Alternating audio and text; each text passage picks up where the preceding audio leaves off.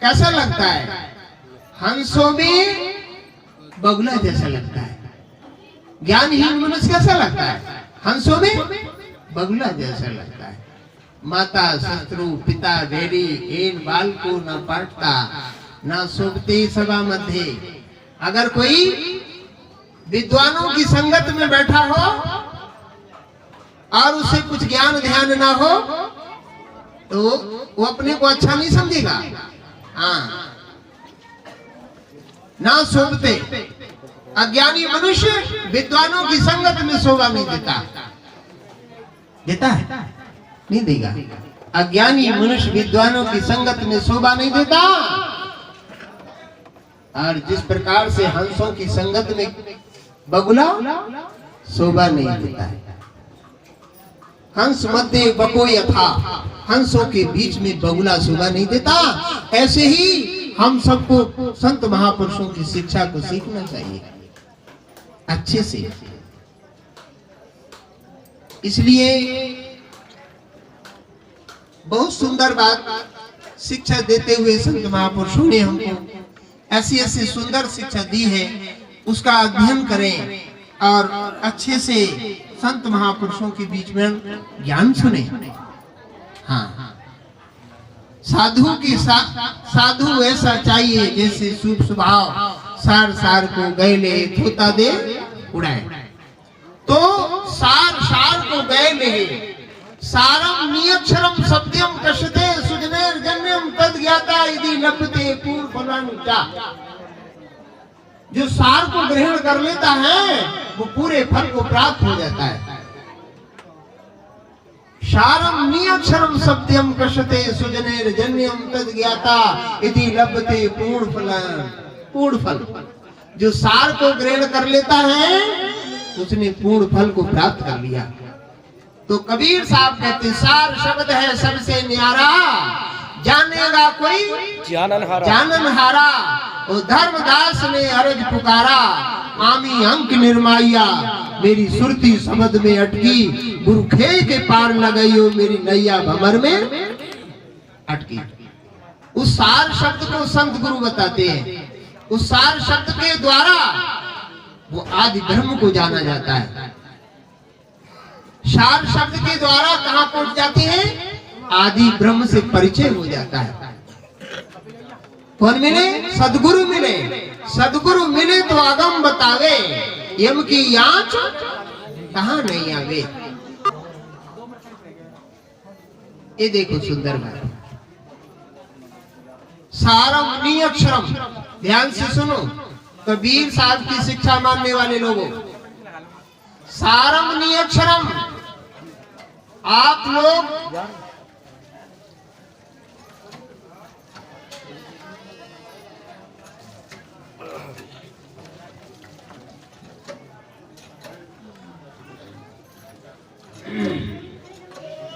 अब इसकी जरूरत नहीं है, ज्ञान सुनो। सारम नियक्षरम, ध्यान से सुनो पढ़े लिखे बच्चे सारे। सार शब्द क्या है? नियक्षर है। तुम स्कूल में जाने से पहले क्या थे? नियक्षर थे। क्या थे? तुम्हारा एडमिशन एनसी में हुआ था तो क्या थे? नियक्षर थे। तुम्हें अक्षर भी नहीं आता था, लेकिन यो स्कूल में गए तो तुम्हारी स्टार्टिंग अक्षर से हो गई। इधर तुम्हारी दुनिया की पढ़ाई अक्षर से शुरू हो जाती है और परमात्मा की पढ़ाई नियक्षर से शुरू हो जाती है। परमात्मा की पढ़ाई करोगे तो इधर की विद्या खत्म, ज्ञान खत्म। हाँ, इधर वाला सिस्टम पढ़ाई लिखाई खत्म। वहां तो नियक्षर में बैठना है, वहां तो उस मालिक का ध्यान करना है। वहां किसी शब्द और अक्षर की जरूरत।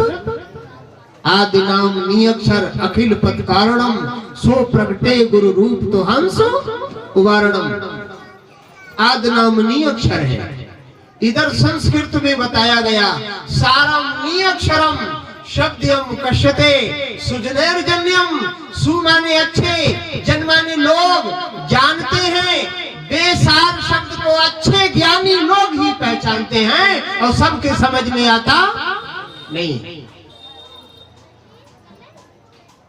सुजनेर जन्यम, सु माने अच्छे जन, जिन्होंने मेहनत की है, गुरु की सेवा की है, गुरु से ज्ञान पाया है, वे बड़े प्यार से, बड़े नम्रता से गुरु से पूछते हैं, गुरु जी वो हमको वो नहीं छोड़ जाना जिसकी जरूरत है, बताते बताते वो चीज नहीं रख लेना अपने पास जिसकी हमें जरूरत है, उसको भी बताए जाना है।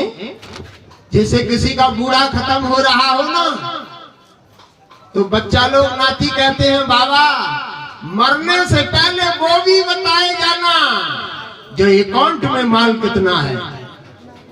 हाँ हाँ, और कुछ गोल्ड और क्या होती है सिल्वर, वो चांदी और सोना भी बताए जाना। हाँ हाँ, वो कहाँ कहाँ रखा है, मरने से पहले पूछ लेते हैं कि वो कहाँ रखा है। ऐसी शिष्य पूछ लेता है प्यार से, गुरुजी वो छुपी हुई चीज भी हमें बताए जाना। लेकिन वो बताएगा कब? वो नाती को बाबा तभी देगा जब नाती बाबा के पैर दबा रहा होगा और कान में पूछ रहा होगा चांदी कहाँ है, सोना कहाँ है। मर तो जाओगे, इस दबाने के बदले में हमको भी वो बताए जाना। हाँ, ऐसे ही शिष्य पूछ लेता है, गुरुजी इस संसार से जाने से पहले वो मजबूत चीज ना हाँ हाँ रह जाए, उसको भी बताए जाना।